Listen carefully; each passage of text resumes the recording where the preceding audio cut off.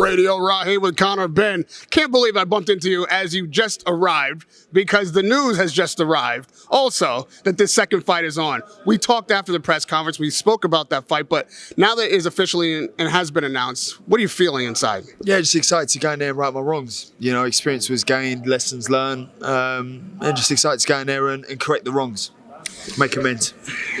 How do you keep it positive? Because after the fight, you were so dejected, so emotional about what you call as your wrongs. How do you turn that negative into a positive energy? It's life. I've been through worse, you know, so for me it's just a matter of going in there, righting my wrongs. I know the mistakes I made. I knew the mistakes I made while I was in there, you know, so you're sort of going, shouldn't be here, shouldn't do that, shouldn't position myself there. But listen, it's just one of the things. Obviously, swallowing your first defeat ain't easy. You know, it was a close fight, but we got to run it back and make sure I secure the W this time around. I haven't had a chance to run into Eubank yet, but Napper was here, and I asked him, of course, about this fight. He says it's easier this time. How are you going to make it harder? Well, listen, I'm explosive, you know, and you know, I'm a dangerous fighter. So we'll see. We'll see come September 20th. You know, he can move how he wants and do what he's got to do and talk what he wants to talk. It ain't gonna make no difference that welterweight's giving him his hardest fight career date. Is it the exact same agreement as the first time? I believe so. So he's got to make that 160, or the penalties only a rehydration of 10 pounds, the whole thing. I believe so. I'm not sure on their end what they're doing. They're saying it isn't done and whatever they're talking. But listen, I don't care. I'll fight him at 161. I don't really care what he is. Do you know what I mean? I'm gonna go in there and do what I do anyway. I'm not overly concerned. I'm a fighter, and yeah, my job's to go in there and fight any man. I know that you said, it was just out of your grasp. You just almost got him, but you couldn't quite get there. What's the change that you need to make up that distance where you can grab what's right out of your reach? Yeah, listen, ring rust may have played a part. You know, 4 months out of the ring, first fight back home, big occasion, first pay-per-view. So there's loads of factors. I mean, listen, it just weren't my night. It weren't my night. That's all. That's all there is to it. And I know you didn't win, so obviously there's something that is more to be gained from this fight if it happens. However, most people were just so enthralled with the first matchup. It seemed to meet all expectations, exceed most. Can this fight meet that expectation again? Yeah, of course. I think, you know, my style upon an entertaining fight. You know, I refuse to go down and, you know, I fight with my heart on my sleeve and I go in there and give everything I've got. I come out there to fight, and I think, you know, that's what the public love to see. So, you know, I like putting bums on seats and going out there and delivering. The question I asked you at the post-fight was whether or not, isn't it just time to chase world titles and have an opportunity to pursue your career at your proper weight? Why isn't it time just for Conor Benn to be Conor Benn and stop chasing and butting heads with Eubank Jr.? Oh, personally, it's a personal thing. You know, I think he's an idiot still now. Well done, he got the W just about, but I still think he's an idiot and love to punch his head in again for free. So, so you know, getting paid doing it's lovely. There was so much that happened in the build-up to the fight. I don't have to remind you of you guys put hands on each other, foreign objects was involved. No, let's correct that. I didn't put hands on him. It's just correcting you there. To be fair, you did push him in Saudi. A little pushing and shoving. Now I got to call my lawyer. A little push and shove don't hurt nobody.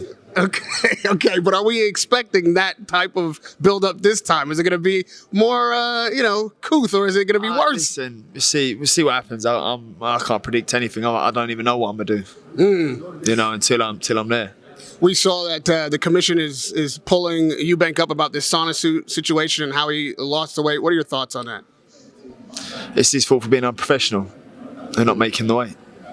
That's a him problem. Will you come in heavier this time? I'm not a 165, so I don't plan on coming in heavy. I plan on coming in at a weight that I plan on going back to 147 straight after. After this fight, a lot of people have been calling your name, a lot of potential matchups out there. Whatever happens in this rematch, I'm sure you expect to win, so let's say that is what happens. What then do you want? Once this Eubank thing is cleared off of your table, what are you looking for? I still drop back down and win the WBC World title. For me, that's my dream, and that's what I set out to achieve before I turn professional. So for me, that's the plan. Just drop back down to 147 to capture the World title. Now I have to ask you about some upcoming fights, as we're right on the cusp, of course, of first Dubois Usyk is coming right when we get back to London. How do you feel about that matchup? I can just never write off Usyk. I think Usyk's a dangerous fighter. In terms of tactical speed, agility, movement, boxing brain, boxing IQ, he's one of them fighters you can never write off. But you can never write off Dubois. It's the heavyweight game. You know, so I hope Dubois wins, but I can't write Usyk off. Terrence Crawford walked through this hallway just about 10 minutes before you did. He's trying to do somewhat what you did, and well, he's going to have that fight. However, now that you've had the experience of fighting a guy that's above your weight and in front of all the big lights and everything that came along with that, what would your advice to Crawford be trying to span that kind of gap? Do you know, it's a bit of a hard one because I went from 147 to 154.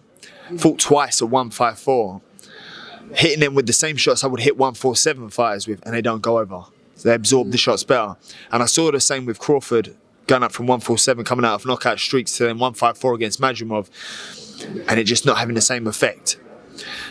But then to go up to 160 and then 168, plus renal hydration with someone who's competed against Kovalev, Bivol, and competed at higher weights, you can't really write Canelo off, in my opinion, because of that.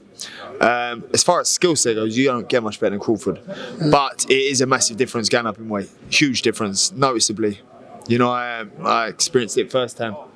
Lastly, you know, Ryan Garcia is back in the news, back on the tweets. Yeah. You know, him and Oscar going back and forth. It seems like he's back in his, you know, headspace that's got everybody a little shook. What is your response to how Garcia's conducting himself right now? Yeah, I mean, I feel sorry for him, and I hope he gets the help he needs to prevent this. We all got our demons, we all got our problems. Some more public than others, clearly. But you know, I hope he gets the help he needs. It's not a topic point that I deserve to speak about or should be asked about. In my opinion, it's you know, I hope he gets good people around him. One thing I have to ask you about, because we're at the here hosted by the IBA. It's an incredible event. I know you just missed the weigh-in, but you're about to find out that this is all top shelf in Istanbul. They pulled out all the stops. What brought you out here?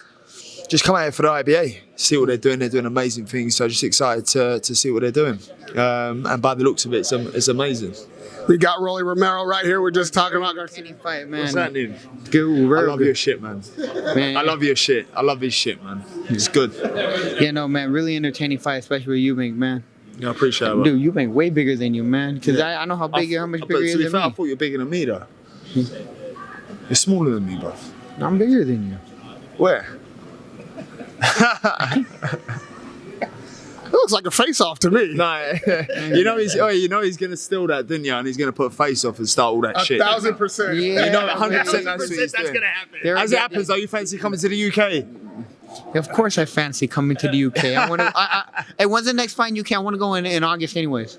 I got some. Who's fighting in August? I got. No, some, come in September. Come watch my fight in September. You fighting in September? 20th, yeah. September. I might actually do that. I will actually do that. I will actually do that because the thing is, I got some business to do in London, anyways. So. What are you doing in London? No, don't. That's I got business to take home in London. Yeah, all right. I'll tell you after this cuts. But yeah, I gotta watch. Don't worry, I know what business you got to attend to. It's fun. No, not that kind of business. No. I mean, you are looking for some business now that you're free for a fight. You know, this guy's gonna have one of the biggest fights ever. Come on, man. How do you size this guy up? It's no instigating right now. No, I'm thinking about some other stuff. You can't tell us. You can't half tell us. Some investments, some real big investments. Yeah, investments. Yeah, yeah. I don't. I'm a boxer. I can't even read. I never read a contract before. Yeah, he's my. How does the second fight go between Ben and Eubank? What weight is it gonna be at? 160.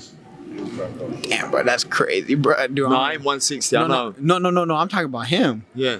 Cause he be, bro. That was a good fight, bro. I was watching on the way to when I was on the flight to New York. I'm over here watching on their plane, right? But that was a real good fight, especially them last few rounds were real good. Yeah. I appreciate that. Yeah. Apply a lot of pressure early. Yeah. Like early. That's what I do. No, but apply a lot of pressure early because that How do you feel against Ryan? bro, that was the easiest fight ever. No, it was mad because he done nothing. He didn't want to. It's like he didn't want to do anything, right? The thing is with Ryan, right? Let me explain something to you, right? The second he was trying to win, he got hit, And that was it. and he didn't throw no more punches. That's boxing. You know how it is. You throw a punch, and you get cracked, and then you don't want to throw no more. Nah, you ain't like that. I ain't like that. I ain't like that, No, man. I You ain't ain't like that. that. So you're saying you know like that? I don't know. I don't know. No. But I mean, the thing is, these people, they go in with the mentality to survive to the next checks, like the Devin Haney's of the world. You know? Yeah. The runners, the track stars. Yeah. So like, they want to survive to get the next check. They don't, because they can't really generate it. Like if they don't like prove that they're undefeated some way. Yeah. So somehow. who you fighting next? Hopefully Manny Pacquiao. No, I'm first in queue, bro. We can unify after. Okay, of course. All right, done. Done. See, we make fights. Who needs a there we promoter? go. We make fights here. We need a promoter. Make a phone call. How long are you here for? We're just gonna record this whole chat. Yeah. Oh yeah. Oh yeah. All right. I just want to say, my man over here, right here, clout chasing, trying to find any Clout catching. But I ain't gonna lie, I gave him the most. I gave him nothing but heat in the other interview. Now he wants more. This is true. This is true. And it's always a pleasure to talk to Conor because, you give me the candid answers. You're straight up. And then both of you guys are fun. It makes me laugh all the time. I don't know if it's intentional or not. No, I don't know if it's intentional or not, but I fucking love it. I just wake up and I just feel like doing it. Do you just say whatever you feel like? Yeah, whatever. No filter. Yeah, Just like, whatever's bang, straight whatever's out. on my mind at that moment, I'm gonna say. That's mega. I rate it because I can't. I wish I could. Yeah, no, I just like if I think somebody's ugly, I'm gonna tell them that they're no. All right, we're done. I'm going to let you guys have your own proper private chat. We appreciate you letting us drop in. Radio Rahim with Conor Benn and Rolly Romero getting it on after the Pacquiao fight. The two of you are mixing it up. We're done. Let's get a thumbnail. Come on. Let me get all the clout possible. Get in the middle here. Great.